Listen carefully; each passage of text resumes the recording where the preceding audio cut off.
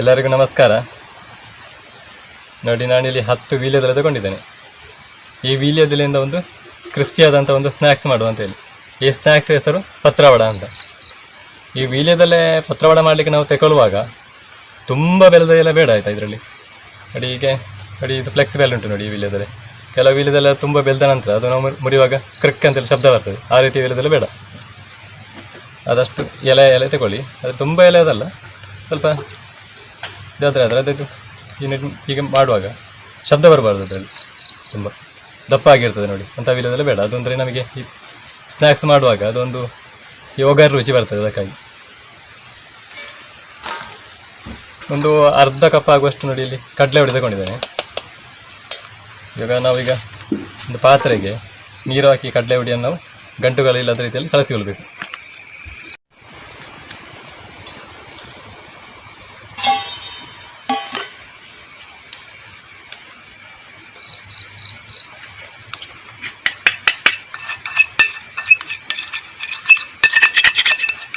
ಅರ್ಧ ಕಪ್ಪಷ್ಟು ಕಡಲೆ ಹುಡಿ ಉಂಟು ನೋಡಿದರೆ.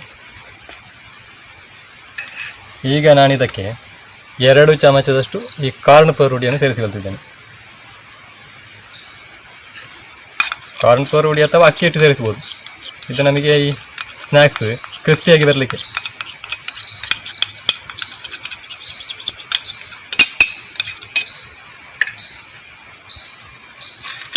ಅದೇ ರೀತಿ ನೋಡಿ, ಓಮದ ಕಾಳು ನಾನು ಸ್ವಲ್ಪ ತಗೊಂಡಿದ್ದೇನೆ ನೋಡಿ. ಒಂದು 1/4 ಚಮಚ ಆಗುವಷ್ಟು ಓಮದ ಕಾಳು.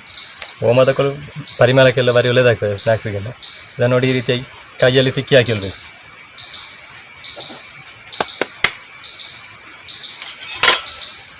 ಒಂದು 1.5 ಚಮಚದಷ್ಟು ಮೆಣಸಿನ ಹುಡಿ,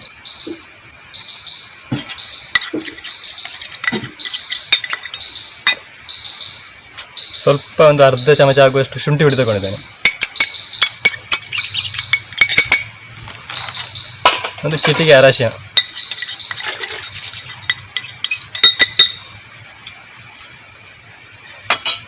ಎಳ್ಳು ಸ್ವಲ್ಪ ತಗೊಂಡಿದ್ದೇನೆ ನೋಡಿ. ನಮಗೆ ಈ ಸ್ನ್ಯಾಕ್ಸಲ್ಲಿ ಎಲ್ಲಿ ಸಿಗುವಾಗೆಲ್ಲ ಭಾರಿ ಒಳ್ಳೆಯದಾಗ್ತದೆ.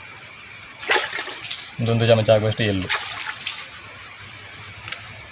ನನಗೆ ಈ ಸ್ನ್ಯಾಕ್ಸ್ ಸ್ವಲ್ಪ ಕ್ರಿಸ್ಪಿಯಾಗಿ ಸ್ವಲ್ಪ ಬರಲಿ ಅಂತೇಳಿ ಸ್ವಲ್ಪ ಸೋಡದ ಹುಡಿಯನ್ನು ಹಾಕಿಕೊಳ್ತಿದ್ದೇನೆ. ಒಂದು 1/4 ಚಮಚ, ಜಾಸ್ತಿ ಬೇಡ. ರುಚಿಗೆ ತಕ್ಕಷ್ಟು ಉಪ್ಪು.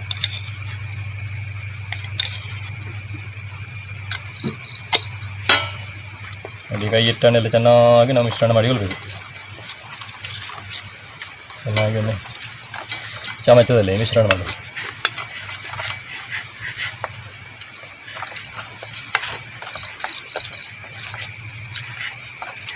ಈಗ ನಾವು ಇದಕ್ಕೆ ನೀರು ಸೇರಿಸಬೇಕು.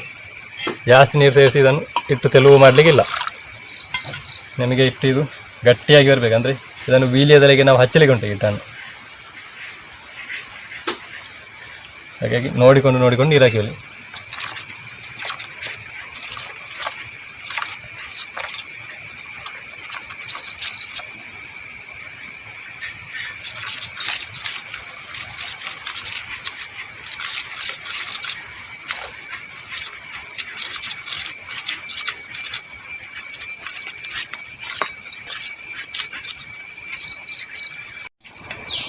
ನೋಡಿ, ನಾನು ಹಿಟ್ಟನ್ನು ನೋಡಿ ಎಷ್ಟು ದಪ್ಪಕ್ಕೆ ಕಲಸಿಕೊಂಡಿದ್ದಾನೆ ಅದು ನೋಡಿ.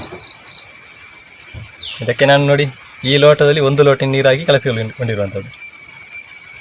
ಎಷ್ಟು ನೀರು ಸಾಕಿದಕ್ಕೆ ನಮಗೆ ಎಷ್ಟು ದಪ್ಪ ಬರಬೇಕು ನೋಡಿ. ನೋಡಿ, ವೀಳ್ಯದೆಲೆ ತೊಟ್ಟೆಲ್ಲ ತೆಗೆದುಕೊಳ್ಬೇಕು ನಾವು. ನಮಗೆ ಇದಕ್ಕೆ ತೊಟ್ಟಾಗತ್ತೇ ಇಲ್ಲ ನೋಡಿ. ಈಗ ನಾನೊಂದು ವೀಳ್ಯದೆಲೆ ತಗೊಂಡಿದ್ದೇನೆ. ಇದಕ್ಕೆ ಹಿಟ್ಟನ್ನು ಈ ರೀತಿ ಹಾಕಿಕೊಂಡು ನೋಡಿ ಚೆನ್ನಾಗಿ ಇದಕ್ಕೆ ನಾವು ಸವರಬೇಕು ಪೂರ್ತಿಯಾಗಿ.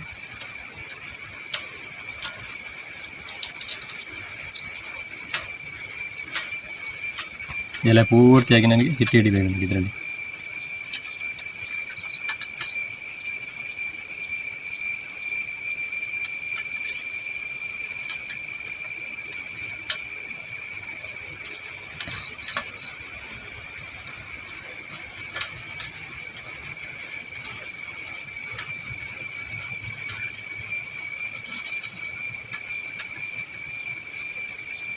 ಈಗ ನಾನು ಇನ್ನೊಂದು ವೀಳ್ಯದೆಲೆ ತಗೊಳ್ತೇನೆ ನೋಡಿ.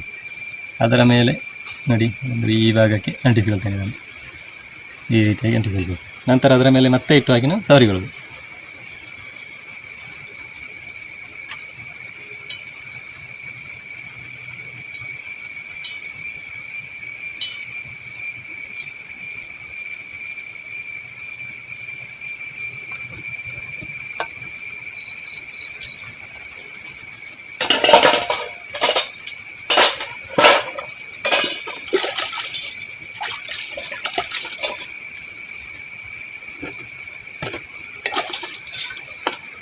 ಈಗ ನಾವು ಇದನ್ನು ಮಡಿಚಿಕೊಳ್ಬೇಕು. ನೋಡಿ, ಈ ಹಿಟ್ಟು ಹಚ್ಚಿದ ಎಲೆಯನ್ನು ನಾವು ಫೋಲ್ಡ್ ಮಾಡಬೇಕು. ನೋಡಿ, ನೋಡಿ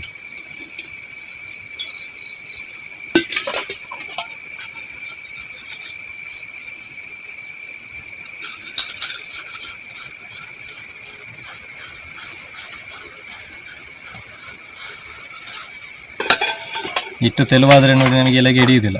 ಅದಕ್ಕಾಗಿ ನಾವು ದಪ್ಪವಾಗಿ ಕಲಸಿಕೊಳ್ಬೇಕಂತ ಹೇಳೋದು. ಈಗ ಅದನ್ನು ಬದಿಗೆ ಇಡುವ, ಸ್ವಲ್ಪ ಗಟ್ಟಿಯಾಗಲಿ, ಆನಂತರ ಇದನ್ನು ನಾವು ಕಟ್ ಮಾಡಲಿಕ್ಕೆ ಉಂಟು.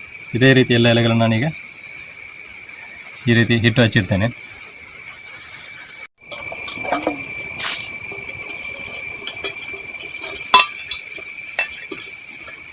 ನೋಡಿ, ನಾವು ಇದರ ಹೊರಭಾಗ ಕೂಡ ಸ್ವಲ್ಪ ಹಿಟ್ಟನ್ನು ಸವರಿಕೊಳ್ಬೋದು.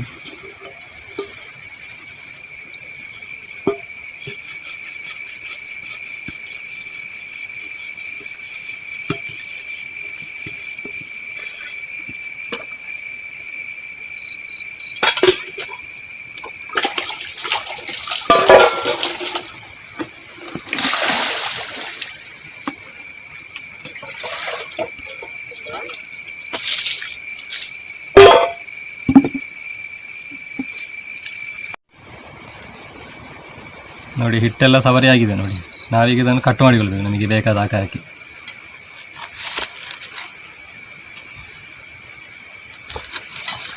ನೋಡಿ, ನಾನೊಂದು 3 ಪೀಸ್ ಮಾಡಿಕೊಳ್ತಿದ್ದೇನೆ. ನೋಡಿ, ಇದಕ್ಕೆ ಹಿಟ್ಟೆಲ್ಲ ಕಮ್ಮಿ ಆದರೆ ನೋಡಿ ಪಾತ್ರೆಯಲ್ಲಿ ಉಳಿದಿದ್ರೆ ಅದನ್ನು ಮತ್ತೆ ಸವರಿಕೊಳ್ಬೇಕು. ಈಗ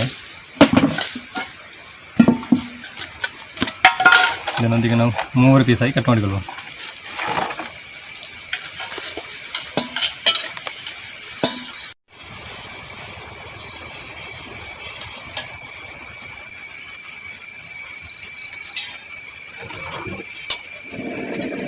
ನೋಡಿ, ನಾನಿಲ್ಲಿ ಬಣ್ಣೆಲ್ಲ ಬಿಸಾಗಲಿಕ್ಕೆ ಇರ್ತಿದ್ದೇನೆ. ಅದಕ್ಕೆ ನಾನು ತೆಂಗಿನ ಎಣ್ಣೆ ಹಾಕಿದ್ದೇನೆ. ನೀವು ಯಾವುದೇ ಕುಕ್ಕಿಂಗ್ ಆಯಿಲ್ ಬೇಕಿದ್ರೂ ಬಳಸ್ಬೋದು.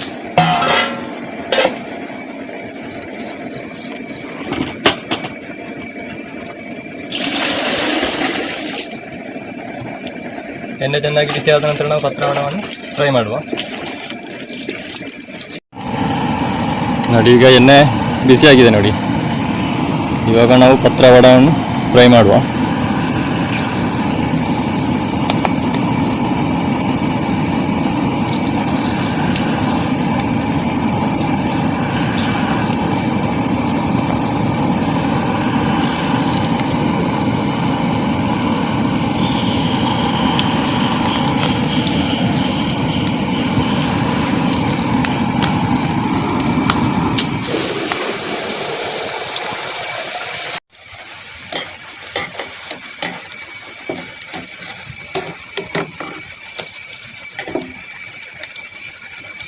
ಪತ್ರೊಡೆ ಯಾವ ರೀತಿಯಾಗಿ ಉಬ್ಬಿ ಬರ್ತಾ ಉಂಟಂತ.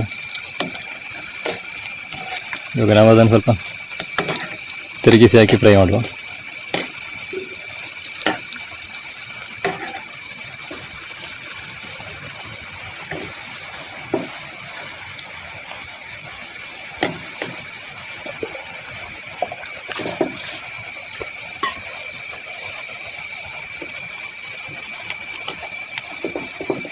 ಬೆಂಕಿ ಆದಷ್ಟು ಮಧ್ಯಮ ಪ್ರಮಾಣದಲ್ಲಿ ಉರಿಯಲಿ. ನನಗೆ ಇದು ಕರಟಿ ಹೋಗುವಂಥ ಸಂದರ್ಭ ಇರ್ತದೆ. ಈ ಕಡೆ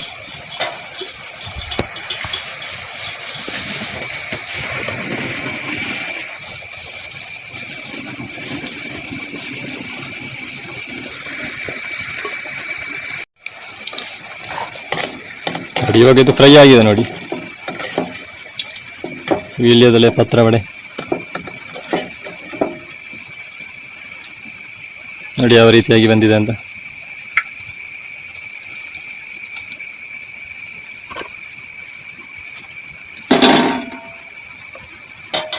ಅದೇ ರೀತಿ ನಾವು ಉಳಿದ ಪತ್ರವಡೆಯನ್ನು ಕೂಡ ಫ್ರೈ ಮಾಡುವ.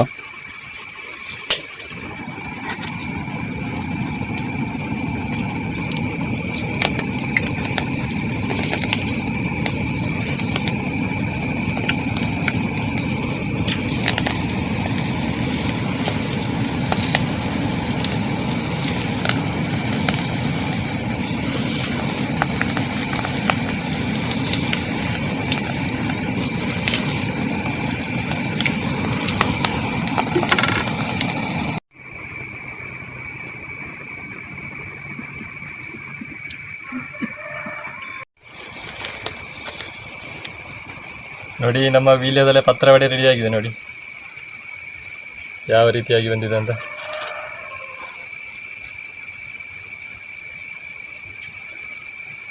ಈಗ ನಾವೊಂದು ಟೇಸ್ಟ್ ನೋಡುವ.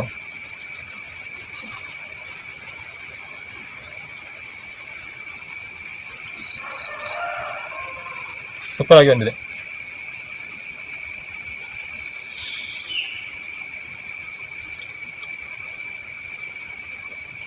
ಒಳ್ಳೆ ಫ್ರೈ ಆಗಿ ಕ್ರಿಸ್ಪಿಯಾಗಿ ಬಂದಿದೆ ನೋಡಿ.